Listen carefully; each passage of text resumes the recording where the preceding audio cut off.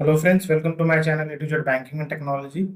और वीडियो को स्टार्ट करने से पहले मैं आपको थोड़ा सा ब्रीफ कर दूं इस वीडियो के रिगार्डिंग। ये क्रेडिट ड्यू डिलिजेंस के रिगार्डिंग है, जिसमें हम किसी भी फाइल पे कोई भी क्रेडिट ड्यू डिलिजेंस होता है तो क्या क्या एक्टिविटी करते हैं इसके बारे में बताया गया है।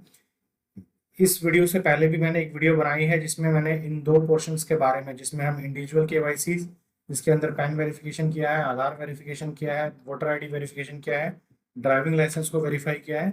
साथ ही साथ हमने बिजनेस केवाईसी, जिसमें हम उद्योग आधार को वेरीफाई किया है, जीएसटी को वेरीफाई किया है, जीएसटी फाइलिंग के स्टेटस चेक किए हैं, और व्हीकल अगर कोई हमारे पास आ रहा है रजिस्ट्रेशन एक्ट में तो व्हीकल को भी हमने उसमें वेरीफाई किया है। तो ये सारी वेरिफिकेशन हमने without any third party payroll या किसी का एक्सेस लेके ये सारे without spending any single penny इस चीज़ को हमने वेरीफाई किया है, जो कि गवर्नमेंट अथॉरिटी की साइट से है, वहाँ से।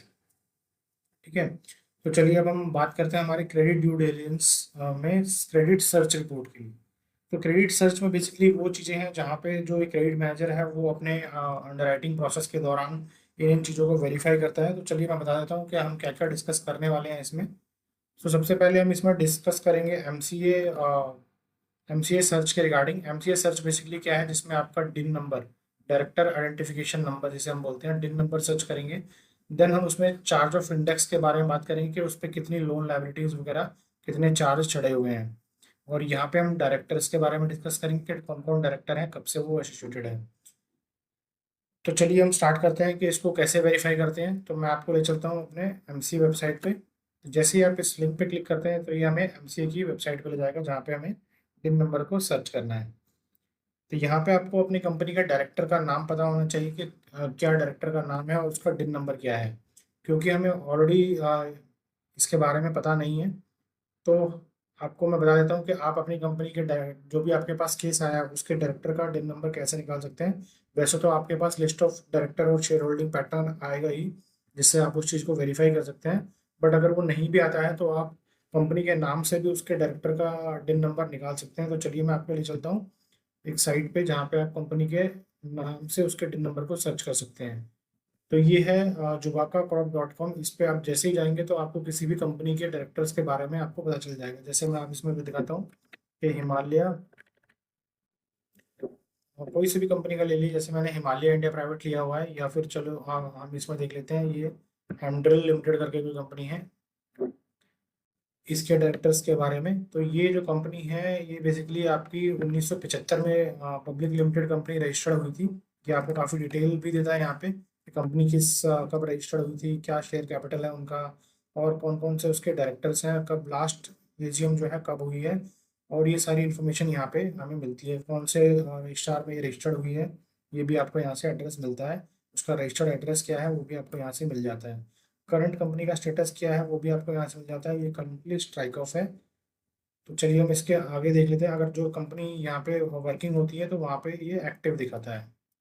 ठीक है। तो चलिए आगे हम देखते हैं कि हमें इसमें क्या डिटेल और मिलेंगी देखने को।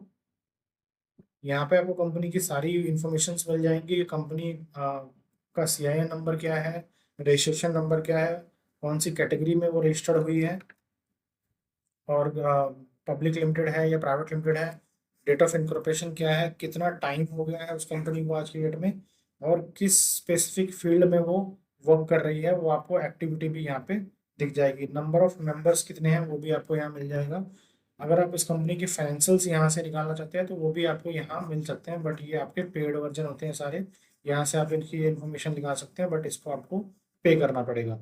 तो चलिए हम अपना पर्पस पे आ जाते हैं। हमारा पर्पस है कि कितने डायरेक्टर्स हैं और उनका क्या डिन नंबर है, ये हमें फिलहाल अभी यहाँ से निकालना है। तो जैसे ही आप इस पे आएंगे तो आपको नीचे दिखेंगे, नीचे जाएंगे तो आपको यहाँ पे दिखेगा number of directors. Okay, because ये स्ट्राइक ऑफ कंपनी है तो इसकी डायरेक्टरशिप अवेलेबल नहीं है यहाँ पे। तो मैं आपको एक दूसरी कंपनी दिखा देता हूँ जो हम इससे पहले देख रहे थे, हिमालय।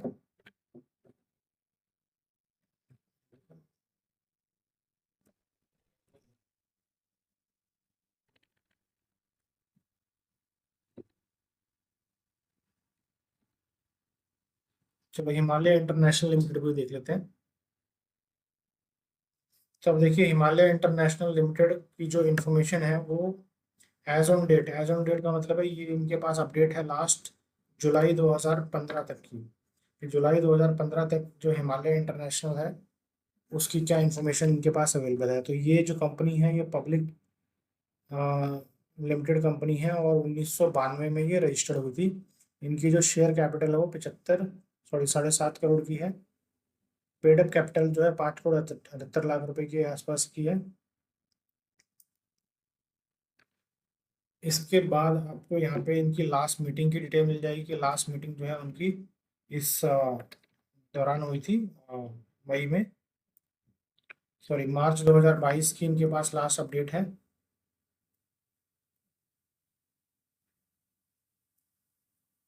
देन इसमें आपको डायरेक्टर्स की डिटेल मिल जाएंगी कि कौन कौन से डायरेक्टर्स इसमें अवेलेबल हैं। तो यहाँ देखिए आपके डायरेक्टर्स के सारे नाम लिखे हुए हैं, ये सारे डायरेक्टर्स हैं इस कंपनी में।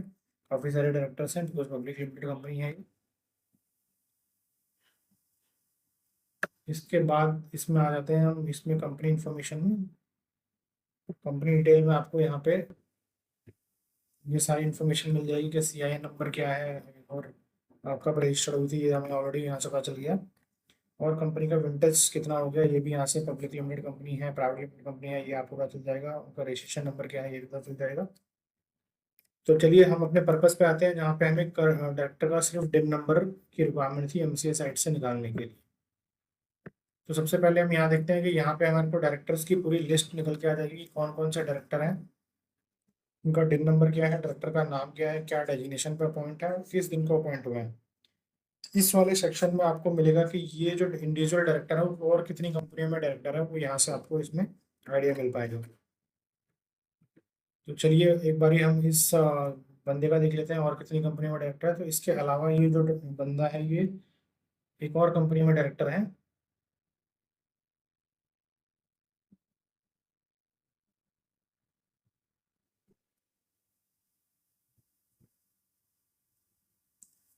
चलिए हम यहाँ से इनका डिन नंबर कॉपी कर लेते हैं। ये हमने यहाँ से इनका डिन नंबर ले लिया और हम अपने MCA वाली साइट पर आ जाते हैं जिसपे हम डिस्कशन कर रहे थे। हमने MCA वाली साइट पर जाके इनका डिन नंबर कॉपी किया और यहाँ पे इसको सबमिट कर दिया। तो जैसे ही सबमिट करेंगे तो आपको यहाँ पे इनकी पूरी डिटेल मिल जाएगी कि ये डायरेक्टर का नाम ये है और इनकी जो कंपनी जिनमें ये डायरेक्टर है वो एक तो ये कंपनी है और एक ये वाली कंपनी है। इनके जो CIN नंबर है वो यहाँ पे आपको मिल जाएंगे और ये कंपनी अभी एक्टिव है। ठीक है, 2004 से इन्होंने ज्वाइन किया था दोनों कंपनियों में। अब यहाँ से आपको साथ साथ ये भी पता चल जाता है कि ये किसी प्राइवेट लिमिटेड या पार्टनरशिप LLP में और कहीं तो डायरेक्टर नहीं है, क्योंकि यहाँ पे आपको LLP की डिटेल भी साथ ही साथ देखने को मिल जाती है। जहाँ पे लिस्ट ऑफ LLPs में अगर ये डायरेक्टर होते तो आपको यहाँ से ये चीज़ देखने को मिल जाती, बट यहाँ पे भी किसी में ये डायरेक्टर नहीं है। तो आगे हम देख लेते हैं कि जैसे ही आप इस पे क्लिक करते हैं तो आपको एक नया पेज टॉपअप होगा। इस नए पेज में आप देख पाएंगे कि आपको कंपनीज की पूरी डिटेल आपके पास यहाँ अवेलेबल हो जाती है कि कब कंपनी क्या CIN नंबर है, कंपनी क्या है, कब हुई थी, रजिस्टर्ड एड्रेस क्या है, अभी करंट में एड्रेस क्या है, इनका जो ईमेल है रजिस्टर्ड वो आपको ईमेल ID यहाँ से मिल जाएगी। लास्ट AGM कब हुई थी वो भी आपको मिल जाएगी। लास्ट बैलेंस शीट कब फाइनल हुई थी ये भी है, कंपनी का स्टेटस भी आपको यहाँ से मिल जाता है।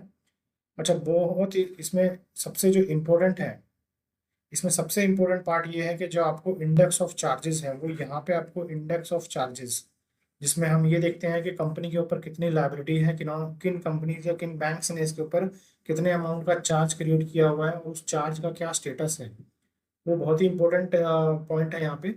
तो हम यहाँ देखते हैं कि जैसे ही आप इस पे चार्जेस पे जाते हैं तो आपको यहाँ पे चार्जेस दिखते हैं। देखिए इस कंपनी पे चार्जेस कितने सारे हैं वो आपको यहाँ से दिख जाएगा। इसको मैं थोड़ा सा यहाँ से हटा देता हूँ।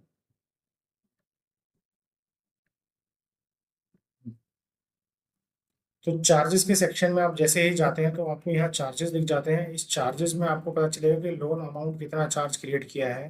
जैसे यहाँ पे 40 लाख का है, ये आई थिंक 7.5 करोड़ का है, ये 9.5 करोड़ का है, ये 7.5 करोड़ का है, ये कुछ 1.5 करोड़ के समथिंग का है, ये 4 करोड़ 30 लाख 31 लाख का है।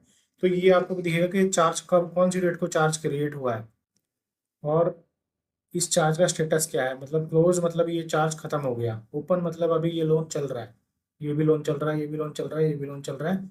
ये चार्ज खत्म हो गया, ये चार्ज खत्म हो गया, ये खत्म हो गया, ये ओपन है अभी।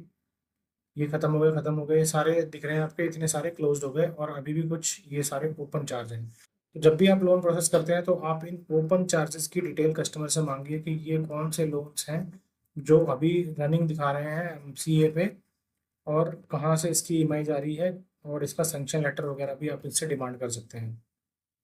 तो भाई ये काफ़ी इंपॉर्टेंट हो जाता है जब भी आप यहाँ से देखते हैं, तो यहाँ से आपको उसके रनिंग लोन्स की काफ़ी ज़्यादा इन्फॉर्मेशन मिल जाती है। और रनिंग लोन्स में आप उससे डिमांड कर सकते हैं कि भाई ये जो ओपन लोन्स है उसका स्टेटस आज की डेट में क्या है, या क्या ये क्लोज हो गया या अभी भी रनिंग है। तो चलिए इसके अलावा हम देखते हैं कि इसके अलावा हमें और क्या क्या चीज़ें यहाँ मिल जाती हैं। एमसीए से हमने ये वेरीफाई कर लिया, चार्ज ऑफ इंडेक्स देख लिया, और कितने कंपनी में वो डायरेक्टर है ये भी हमें यहाँ पता चल जाएगा। तो चलिए हम अगले अगले वेरिफिकेशन टाइप की तरफ बढ़ते हैं, जहाँ पे हम बात करें लिस्ट ऑफ डिस्क्वालिफाइड डायरेक्टर्स। तो जैसे ही आप इस पर क्लिक करेंगे तो आपको यहाँ पे एक लिस्ट मिलेगी कि जहाँ पर डिस्क्वालिफाइड जो डायरेक्टर्स हैं वो कौन कौन से हैं, और वो अभी क्या स्टेटस है उनका। तो देखिए यहाँ पे जो लिस्ट ऑफ डिस्क्वालीफाइड डायरेक्टर्स है वहाँ पे आपका पर्पस बेसिकली ये है कि आपका जो कस्टमर है वो कहीं डायरेक्टरशिप से डिस्क्वालीफाइड तो नहीं होगा किसी कंपनी एक्ट में, वो कंपनी ने उसे डिस्क्वालीफाई तो नहीं कर दिया, एमसीए ने उसे डिस्क्वालीफाई तो नहीं कर दिया। तो ये आपको यहाँ मिल जाएगा। यहाँ पे आपको स्टेट वाइज उसे सर्च करना पड़ेगा। जैसे आपको अगर आप दिल्ली स्टेट के हो तो आपको यहाँ पे दिल्ली लिखना पड़ेगा। दिल्ली जैसे ही मैं इस पर डालता हूँ तो आपको दिल्ली के सारे लिस्ट ऑफ डिस्क्वालीफाइड डायरेक्टर्स मिल जाएंगे। तो जैसे दिल्ली का अगर लास्ट जो अपडेटेड है वो 2018 तक का है, कि ऐसे जैसे आप इसको क्लिक करेंगे तो आपके पास यहाँ पे एक पीडीएफ मिल जाएगी कि हाँ जी ये बंदा जो है इस टाइम पे डिस्क्वालीफाई हुआ था एज पर एमसीए गाइडलाइंस के हिसाब से। साथ ही साथ आपको इन सारे लिस्ट में भी देख सकते हैं कि कोई ऐसा बंदा है जो आपके रिलेटेड है तो यहाँ पे आप कर सकते हैं। अगर वो किसी और स्टेट में है तो जैसे आपका मैं डालूँ झारखंड,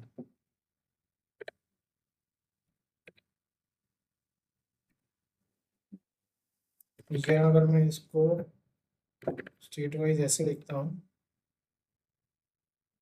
तो यहाँ पे आपको स्टेट वाइज ऐसे भी सर्च कर सकते हैं, पेज वाइज भी आप इसको ऐसे सर्च कर सकते हैं कि मुंबई में कौन कौन से जो डायरेक्टर्स हैं वो डिस्क्वालीफाई है। तो वो आपको यहाँ पे लिस्ट मिल जाएगी इसकी पूरी। यहाँ से आप चेक कर सकते हैं कि इतनी कंपनीज के जो डायरेक्टर्स हैं वो डिस्क्वालीफाई हैं। तो कई बार आपको यहाँ पे आपके कस्टमर भी मिल सकते हैं, इसलिए इसको चेक करना उतना ही इंपॉर्टेंट हो जाता है। तो चलिए आगे बात करते हैं। तो गाइस चलते हैं अपने नेक्स्ट वेरिफिकेशन की तरफ, जिसमें हम बात कर रहे हैं सिबिल विलफुल डिफॉल्टर लिस्ट। तो इसको कैसे वेरीफाई करते हैं, तो जैसे ही आप इस पर क्लिक करेंगे तो आपको ये इस साइट पे लेके जाएगा। तो इसमें मैं आपको बता दूं कि ये बोल रहे हैं कि आपका जो सूट फाइल केसेस 2002 के बाद के हैं उसके ही आपको डिटेल मिल पाएंगी। तो यहाँ पे आपको क्या करना है, यहाँ पे आपको सबसे पहले इसमें डेट डालना है कि कब तक का डेटा आपको चाहिए। जैसे हमने 30 अप्रैल तक का देख लिया। इसके बाद एज ऑन डेट तक का हमने देख लिया। इसमें आपको ये सर्च करना है कि इंस्टीट्यूट के नाम से या स्टेट के नाम से आपको देखना है। आपको इंस्टीट्यूट के नाम से देख लेते हैं, और यहाँ पे आपने क्लिक किया और जैसे ही आप इस पे गो का बटन दबाएंगे, गो के बटन दबाते ही आपको यहाँ पे इंस्टीट्यूट्स के नाम से आपको पता चल जाएगा कि इसका किस बैंक का क्या क्या डिफॉल्ट लिस्ट है। तो अब अगर हम किसी पर्टिकुलर बैंक का देखना चाहते हैं तो आपको यहाँ से उस पर्टिकुलर बैंक का नाम ढूंढना पड़ेगा। तो चलिए हम यहाँ पे देख लेते हैं किसी सहकारी बैंक, अमरनाथ कोऑपरेटिव बैंक है। तो ये अमरनाथ कोऑपरेटिव बैंक में कितने केसेस डिफॉल्ट में है, तो यहाँ देख पा रहे हैं आप यहाँ पे 15 केसेस डिफॉल्ट में है, जिनका कुछ 4,04,794 लाख रुपए जो है वो डिफॉल्ट में है। तो इसको अगर हम बोरोवर वाइज जाना चाहते हैं तो आपको इस पर क्लिक करना पड़ेगा, और यहाँ पे आपको बोरोवर वाइज इसमें डिटेल आ जाएंगी कि ये बोरोवर्स हैं, कस्टमर का नाम ये है, इस क्वार्टर में इन्होंने इसको डिफॉल्ट बुक किया है, ब्रांच उनकी ये वाली ब्रांच का एक केस है, और इन्होंने उसको इतनी फंडिंग दी है, इनका इतना प्रिंसिपल आउटस्टैंडिंग अभी भी उनके ऊपर बाकी है, मतलब 140 lakhs मीन्स 1.40 करोड़ का ये इनका विलफुल डिफॉल्टर है। तो अगर आप अपने किसी पर्टिकुलर केस का यहाँ पे देखना चाहते हैं तो आप इसको ऐसे देख सकते हैं। और अगर आपको कोई लोकेशन का पर्टिकुलर देखना है तो आप लोकेशन वाइज भी यहाँ पे फिल्टर लगा सकते हैं। जैसे हमने यहाँ पे अभी स्टेट वाइज इंस्टीट्यूट वाइज लगाया था, वैसे ही आप यहाँ पे अपने स्टेट और टेरिटरी वाइज भी आप यहाँ पे लगा सकते हैं।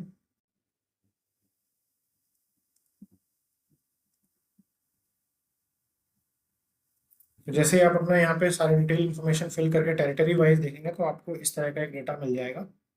ये लोड होने में थोड़ा सा टाइम लगा रहा है बिकॉज सर्वर थोड़ा सा स्लो है अभी।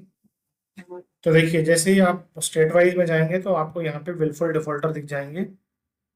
इसमें बेसिकली इन्होंने ये बताया गया है कि जो wilful defaulter suit filed accounts wilful defaulter 25 lakh and above, तो इसमें आपको वो कैसे दिखेंगे जिसमें 25 लाख रुपए से ऊपर के लोन अमाउंट है, और वो कितने विलफुल डिफॉल्ट हुए हैं वो आपको यहाँ पे देखने को मिल जाएगा। तो जैसे मैं दिल्ली का देख लेता हूँ कि दिल्ली में कितने विलफुल डिफॉल्टर हैं।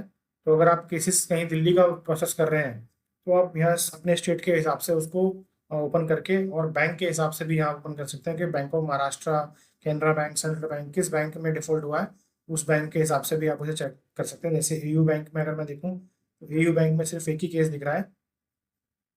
इसको मैं देख लेता हूँ कि कौन सा केस है ये। देखा, एयू बैंक का जो डिफॉल्ट लिस्ट था उसमें ये निकल के आया है सामने। तो यहाँ पे आप देख पा रहे होंगे कि यहाँ पे कस्टमर का आपको नाम दिख रहा है कि जोगिंदर सिंह करके नाम है, और एजुकेशन दिख रहा है, और सारी डिटेल जो है कस्टमर की यहाँ पे आपको देखने को मिल जा रही है। ठीक है, तो इसमें आप ऐसे यहाँ से वेरीफाई कर सकते हैं। तो चलिए अगर अगले हम बढ़ते हैं अपने नेक्स्ट वेरिफिकेशन की तरफ, जिसमें हम बात कर रहे हैं कानून सर्च की। तो जो कानून सर्च बेसिकली क्या है कि किसी केस का कोई क्रिमिनल रिकॉर्ड है, या फिर कोई उसके लिटिगेशन चल रहा है, तो इस टाइप के केसेस को आप यहाँ से वेरीफाई कर सकते हैं। और उनका कोई रजिस्टर्ड कोर्ट केस वगैरह है तो उस चीज़ को भी आप यहाँ से चेक कर सकते हैं कि आपका कस्टमर के नाम पे कोई केस है या नहीं है। जैसे अगर मैं बात करूँ, आपके कस्टमर का नाम अगर पंकज कुमार है, पंकज कुमार, तो आप देखेंगे पंकज कुमार के नाम से आपको यहाँ पे काफ़ी सारे केसेस जो हैं वो निकल के आ जाते हैं कि Pankaj Kumar versus state of Maharashtra, और state of UP versus Pankaj Kumar. तो आपको यहाँ पे स्क्रॉल डाउन करके देखना है कि आपके कस्टमर का नाम कोई यहाँ पे मैच तो नहीं कर रहा। पेजेस भी जा सकते हैं आप यहाँ 2-3 पेजेस तक जाके चेक कर सकते हैं कि आपके कस्टमर को कोई रिलीवेंट मैच तो नहीं है। साथ ही साथ आप उसके कस्टमर के कंपनी के नाम से भी चेक कर सकते हैं। जैसे अगर मैं बात करूँ आपकी कोई भी उसका जो फर्म का नाम है, उसका फर्म का नाम आपके जैसे दिवाकर एसोसिएट्स, इस नाम से अगर आपकी कोई फर्म है तो वो भी आपको यहाँ पे दिख जाएगी कि इस कंपनी के नाम से अगर कोई केसेस होंगे तो वो आपको यहाँ पे रिफ्लेक्ट कर जाएंगे। तो जैसे ही आप उसके फॉर एग्जांपल ये अगर मान लो आपका केस है तो आपको यहाँ पे उस केस की पूरी डिटेल्ड हिस्ट्री मिल जाएगी, किस टाइप का केस है, क्या उसमें चार्जेस इशू हुए हैं। साथ ही साथ आप यहाँ पर डॉक्यूमेंट भी उसका व्यू कर सकते हैं कि क्या क्या कोर्ट ने क्या क्या पिटीशन निकला, क्या क्या रिस्पोंडेंट ने रिस्पॉन्स किया, और फाइनल स्टेटस क्या है। इससे आप कस्टमर को पूछ सकते हैं कि जी आपके कोर्ट का केस किस वजह से हुआ था और आज के डेट में क्या स्टेटस है। और साथ ही साथ आप उसको ये भी एनालाइज कर सकते हैं कि उस कोर्ट के केसेस की वजह से आपको क्या इम्पेक्ट आने वाला है। फॉर एग्जांपल अगर मैं आपको दूं कि अगर कोई केस ऐसा है जिसमें उसे पेनल्टी लगी हुई है 1 करोड़ की या 50 लाख की, या फिर उनका कोई गवर्नमेंट से कोई इनकम टैक्स डिपार्टमेंट से कोई केस चल रहा है जिसमें उनको हैवी पेनल्टी लग सकती है, तो अगर वो केस हार गए तो वो कहीं ना कहीं वो उस पेमेंट के लिए लायबल हो जाएंगे, और वो कहीं ना कहीं फाइनेंशियल क्राइसिस में आ सकते हैं। तो वो आपके लिए काफ़ी प्रॉब्लमेटिक के रेट के डिफॉल्ट में कौन कस्टमर ऐसे हैं जो कि उन्होंने डिफॉल्ट किया हुआ है। तो आरबीआई डिफॉल्टर लिस्ट बेसिकली क्या है कि हर बैंक अपनी अपनी एक डिफॉल्टर लिस्ट सबमिट करता है कि इन कस्टमरों ने हमारे साथ ये डिफॉल्ट किया है, और वो सारी कंसोलिडेटेड लिस्ट जो है वो आरबीआई को सबमिट करता है। तो आपको जो है अपने रिसोर्सेज से आरबीआई डिफॉल्टर लिस्ट मिल जाएगी। साथ ही साथ आप इसको गूगल पे भी वेरीफाई कर सकते हैं। जैसे गूगल पे मैं आपको दिखा, तो जैसे ही आप गूगल पे सर्च मारेंगे आरबीआई डिफॉल्टर लिस्ट, तो आप देखेंगे यहाँ पे आपको यहाँ पे मिल जाएगा list of wilful default as on 30 April 2024। इस पर आप क्लिक करके यहाँ से आप डाउनलोड हो जाएगा, या आपको एक्सेल डाउनलोड हो जाएगी यहाँ से। तो आईडीबीआई बैंक ने जितने भी डिफॉल्टर लिस्ट आपको दिए हैं वो आपको यहाँ पे मिल जाते हैं। साथ ही साथ आप यहाँ पे ये जो डिफॉल्टर लिस्ट है आप इसको यहाँ से भी डाउनलोड कर सकते हैं।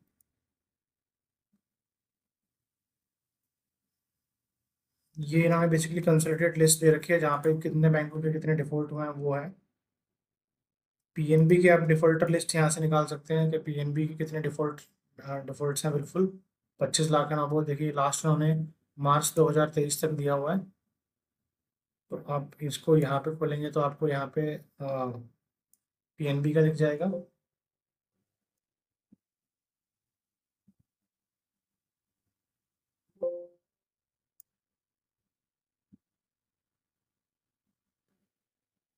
तो ये देखिए पीएनबी की लिस्ट है, यहाँ पे पीएनबी बैंकों के साथ किन किन कस्टमर ने डिफॉल्ट किया है वो आपको यहाँ देखने को मिल जाता है। कितना क्या इलाका है, कौन सी ब्रांच से हुआ है, कितना पॉज है, ये सारा मिल जाता है। और जो दूसरी लिस्ट मैंने आपको दिखाई थी वो आईडीबीआई वाली थी, ये आईडीबीआई वाली लिस्ट है, आप देख पा रहे हैं आईडीबीआई। तो ऐसे आप विलफुल डिफॉल्टर की लिस्ट यहाँ से चेक कर सकते हैं और इसकी कंक्लूडेड लिस्ट भी बना सकते हैं। और कहीं आपको किसी न किसी लिंक पे आपको आईडीबीआई की कंप्लीट आरबीआई की कंप्लीट डिफॉल्टर लिस्ट भी मिल जाएगी और वहाँ से भी आप इस चीज़ को वेरीफाई कर सकते हैं। तो चलिए हम अपने नेक्स्ट वेरिफिकेशन की तरफ बढ़ते हैं, जहाँ पे हम बात कर रहे हैं सरसरी सर्च की और आईटीआर फाइलिंग स्टेटस की। तो सरसरी सर्च बेसिकली क्या है कि सरसरी सर्च में आपको जो आपकी एनबीएफसी है वहाँ से आपको एक आईडी पासवर्ड मिलेगा, जिसमें आप लॉगिन करके, जैसे आप यहाँ देख पा रहे हैं लॉगिन का पेज है, जब आप इसमें लॉगिन करेंगे तो आपको जो प्रॉपर्टी मॉर्गेज होने के लिए आई है उस प्रॉपर्टी के ऊपर कोई ऑलरेडी चार्ज क्रिएट तो नहीं है वो देखने को मिल जाएगा। और आप वहाँ पे लॉगिन करने के बाद आप देख पाएंगे कि उसमें अगर कोई ऑलरेडी चार्ज क्रिएट है उस प्रॉपर्टी पे, तो आपको वहाँ पे वो लिस्ट में चार्ज क्रिएशन की वाली लिस्ट में निकल के आ जाएगा। मैं इसके ऊपर एक सेपरेट वीडियो बनाऊंगा कि जो सरसई है वो सरसई में कैसे सर्च करें और उसको कैसे सरसई रिपोर्ट को देखते हैं। ये काफ़ी इंपॉर्टेंट है उन लोगों के लिए भी जो कोई प्रॉपर्टी परचेज करते हैं, क्योंकि प्रॉपर्टी परचेज करते वक्त आपको ये पता नहीं होता कि उस प्रॉपर्टी पे कोई लोन चल रहा है या नहीं चल रहा है। और इस सरसई सर्च से आप ये पता कर सकते हैं कि उस प्रॉपर्टी पे ऑलरेडी कोई लोन है या कोई कहीं से इसमें ऑलरेडी किसी कस्टमर ने लोन लिया हुआ, तो वो भी आप इसको वेरीफाई कर पाएंगे। तो इसके लिए आपको बैंक का आईडी पासवर्ड चाहिए होगा इसको सर्च करने के लिए, तो ये भी काफ़ी इंपॉर्टेंट है आपके क्रेडिट सर्च के अंदर। चलिए नेक्स्ट हम बात कर लेते हैं आईटीआर फाइलिंग स्टेटस की। तो आईटीआर फाइलिंग स्टेटस आपको जो है आईटीआर की वेरी वेबसाइट पे आपको आइडिया लग जाएगा। आपको आईटीआर की वेबसाइट पे जाना है और उसके जो एक्नॉलेजमेंट नंबर है उस एक्नॉलेजमेंट नंबर से उसको वेरीफाई कर देना है। तो देखिए जैसे अभी आईटीआर की वेबसाइट चल नहीं रही है, काफ़ी स्लो है और इसमें कोई टेक्निकल इशू भी है। तो चलिए होपफुली आप इसको कर पाएंगे जब आपकी साइट ये वर्किंग होगी। तो मैं आपको एक बार छोटा सा ब्रीफ कर देता हूँ कि हमने यहाँ पे क्या क्या चीज़ें करा। यहाँ पे हमने बात करी है एमसीए सर्च की, एमसीए डिन नंबर सर्च की। पिन नंबर सर्च में हम डायरेक्टर देख पा रहे हैं कि कितने जो हमारा डायरेक्टर है वो कितनी कंपनियों में डायरेक्टर है। साथ ही साथ हमने लोन्स में जो चार्ज ऑफ इंडेक्स क्रिएशन है वो यहाँ पे सर्च किया है। कंपनी कितनी एक्टिव है, नॉन एक्टिव है और कब से स्टैब्लिश है, कितना विंटेज है, वो भी यहाँ से आप देख पाएंगे। फिर हमने लिस्ट ऑफ डिस्क्वालीफाइड डायरेक्टर्स के बारे में बता किया, फिर हमने सिविल डिफॉल्टर लिस्ट चेक किया, फिर हमने कोर्ट केस और कानून केस के बारे में देखा, फिर आरबीआई डिफॉल्टर लिस्ट निकालने की कोशिश करी एंड देन सरसई सर्च के बारे में जाना और आईटीआर फाइलिंग का स्टेटस लिया। तो ये हमारा बेसिकली क्रेडिट सर्च है। क्रेडिट सर्च के अंदर ये चीज़ें होती हैं। और इंडिविजुअल सर्च में हमने जैसे ऑलरेडी आपको बताया कि इंडिविजुअल सर्च में हमने क्या क्या चीज़ें वेरीफाई करी हैं। इंडिविजुअल सर्च में हम पैन वेरीफाई कर रहे हैं, आधार वेरीफाई कर रहे हैं, वोटर वेरीफाई कर रहे हैं। बिजनेस केवाईसी में हमने उद्योग, उसका जीएसटी फाइलिंग और व्हीकल वेरीफाई किया।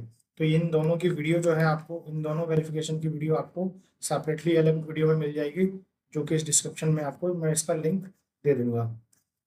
होपफुली गाइस आपको ये वीडियो अच्छी लगी हो। इसमें कुछ चीज़ें मैंने काफ़ी अच्छी बताने की कोशिश करी हैं। तो अगर आपको ये अच्छी लगे तो इसमें एक लाइक ज़रूर कीजिएगा। अगर आपको इससे रिलेटेड कोई वो है, सुझाव है, कोई कमेंट है, तो आप उसमें मुझे कमेंट करके बताइएगा।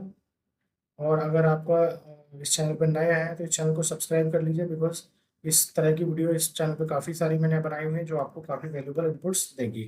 तो guys thank you for the day, मिलते हैं अपनी नेक्स्ट